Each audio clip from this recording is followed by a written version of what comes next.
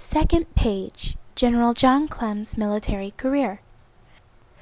As said on the page before, Johnny Clem, whose actual name was John Joseph Clem, was a soldier in the service of the United States for most of his life, from the time he was just 10 years old. Even when he was just 9 years old, Clem persistently tried to enlist in the Union Army. He even left his school classes to drill with the 3rd Ohio Volunteer Infantry Regiment. However, the 3rd Ohio and many other units that passed through Newark always rejected Clem because of his young age. Eventually, his prevaricating attitude paid off.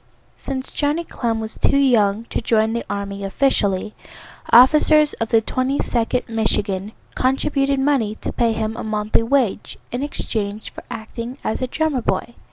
Soldiers provided him with a gun and a uniform. Finally, the long-awaited moment arrived, when Clem was permitted to officially enlist in the United States Army in May 1863, when he was only 12. In the meantime, Clem had already participated in numerous battles and had become quite famous. Speculators argue that the 22nd Michigan did not officially form until well after the Battle of Shiloh, so there is no way that Clem could have participated in this battle, at least with this regiment. However, in many history records it has been stated that Shiloh was actually one of Clem's first battles. In fact, if you look him up, Clem is also commonly known as Johnny Shiloh. Speculation aside, there is always the possibility that Clem served with another unit at that time, but if this is so, it has been lost to history. Some scholars now contend that, according to many sources, at the Battle of Shiloh, Clem demonstrated his calmness under fire. Supposedly, a Confederate's cannonball smashed Clem's drum while he was playing it. His reputation grew even more with his exploits at the Battle of Chickamauga. Confederate forces drove General William Rosecrans' army of the Cumberland from the field. During the retreat, a Confederate colonel ordered for Clem to surrender. Rather than giving up, Clem raised his rifle and killed the colonel. Clem was captured later in the battle, but he managed to escape.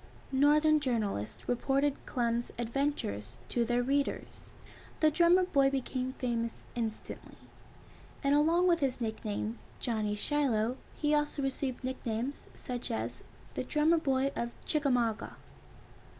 For his bravery at Chickamauga, Clem was promoted to the rank of Lance Corporal. He changed his name to John Lincoln Clem and remained in the Army until September 19, 1864, when he was discharged. Controversy currently rages over Clem's wartime experiences. There is no doubt that Clem was present at Chickamauga, but historians increasingly question whether or not he was even at Shiloh. Skeptics were known to inaccurately enhance Clem's exploits to help promote the war effort. Following the Civil War, President Ulysses S. Grant nominated Clem to become a student at the United States Military Academy at West Point. However, Clem repeatedly failed to pass the entrance exam. In 1871, Clem was finally appointed as a second lieutenant, not because he passed the entrance exam, but because Grant merely looked over his failures and appointed him into the United States Army. Clem remained in the Army until 1915, when he retired. He was the last Civil War veteran to leave the United States military at the rank of a brigadier general.